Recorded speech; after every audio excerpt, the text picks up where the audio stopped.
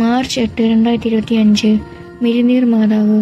1928 missionary സഭയായ ക്രൂശിതനായ ഈശോസഭ സ്ഥാപകരിൽ ഒരാളായ Amelia ആഗുറി പീഡിതനായ ഈശോയുടെ സിസ്റ്റർ അമേലിയ എന്ന നാമകരണം സ്വീകരിച്ചു. സിസ്റ്ററിൽ പഞ്ചശതങ്ങൾ ഉണ്ടാവുകയും പിന്നീട് സുഖപ്പെടുകയും ചെയ്തു. അവൾക്ക് ഈശോയുടെ ദർശനം ഉണ്ടാവുകയും അതിൽ മിഴിനീർ മാതാവിന്റെ തിരുഹൃദയത്തിന്റെ 3 പ്രാർത്ഥനകൾ നൽകുകയും ചെയ്തു. 4 മാസങ്ങൾക്കു ശേഷം വയലറ്റ് ഉടുപ്പും നീലാംഗിയും വെളുത്ത ശിരോവസ്ത്രവും ധരിച്ച് മാതാവ് അവൾക്ക് പ്രത്യക്ഷപ്പെട്ട് തിളക്കമാർന്ന മിഴിനീർ കൊന്ത അവൾക്ക് കൊടുത്ത ശേഷം 3 പ്രാർത്ഥനകളും പ്രാർത്ഥിക്കുവാൻ പറഞ്ഞു.